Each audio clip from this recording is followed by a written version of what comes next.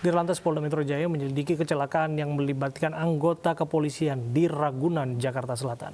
5 saksi diperiksa polisi untuk mengungkap kecelakaan yang merenggut 1 nyawa tersebut.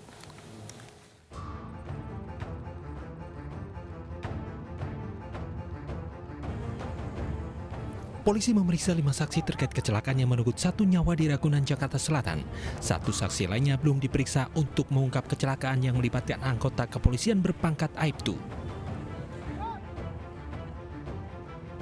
Jumat malam, penyidik Subdit Gakum Ditlantas Polda Metro Jaya menggelar olah tempat kejadian perkara kecelakaan maut yang menewaskan seorang pengendara sepeda motor di Jalan Raya Ragunan, Pasar Minggu, Jakarta Selatan.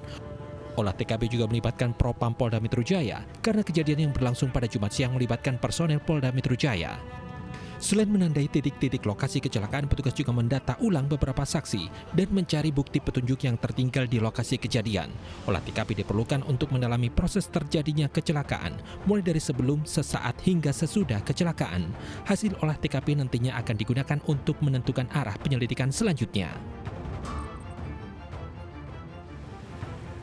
Sebelumnya Jumat siang seorang wanita tewas seketika setelah sepeda motor yang ditumpanginya tertabrak sebuah minibus yang dikemudikan Aibtu Imam Hambali, anggota Pamofit Polda Metro Jaya.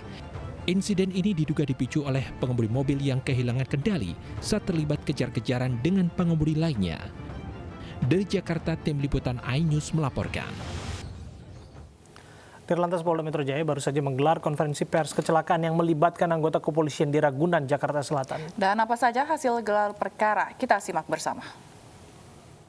Penyidik Laka Lantas Jakarta Selatan, kemudian melaksanakan olah TKP. Kami melaksanakan olah TKP sebanyak 3 kali. Olah TKP pertama pada saat terjadinya kejadian, sekitar pukul 11-an, segera setelah terjadi kecelakaan.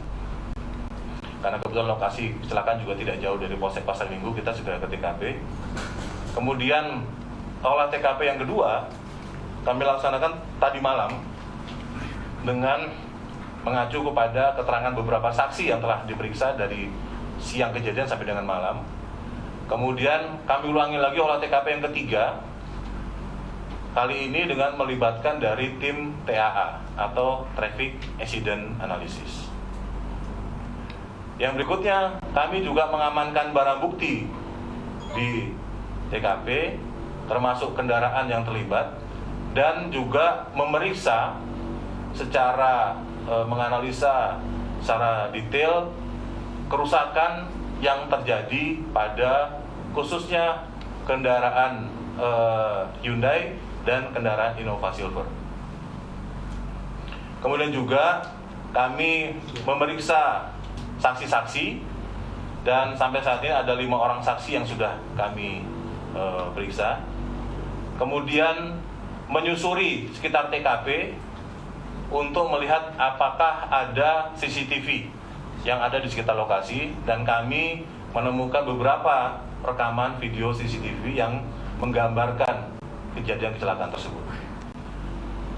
Kemudian tentu saja melakukan pertolongan korban, meminta visum et repertum dan sebagainya, memberitahukan kepada keluarga,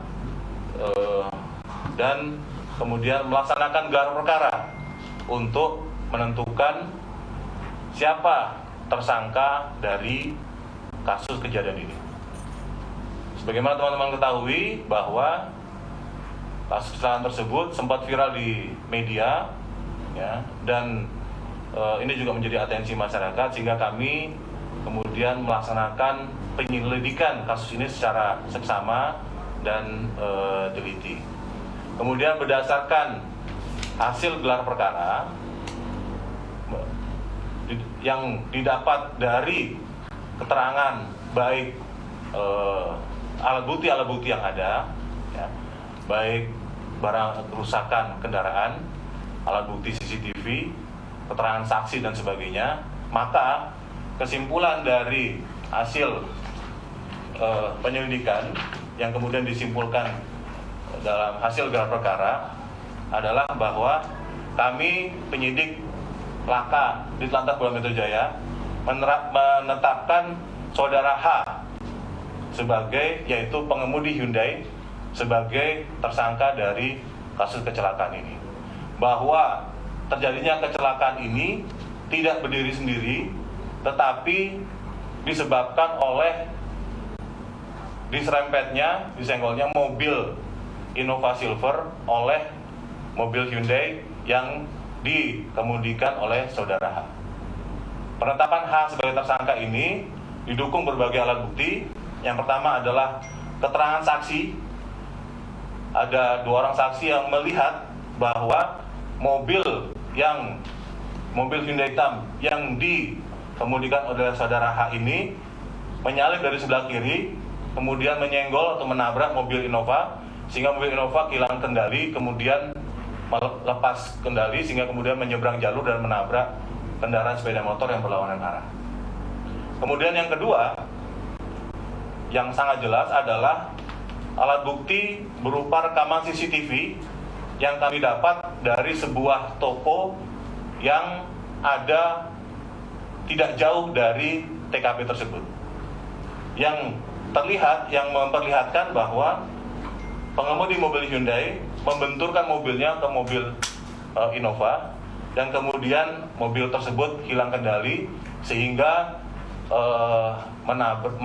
nyebrang jalur, kemudian menabrak 3 sepeda motor yang melaju berlawanan arah. Ini juga Pemerintah mengantisipasi masuknya varian baru COVID-19 ke Indonesia. Kami kembali untuk Anda saat lagi.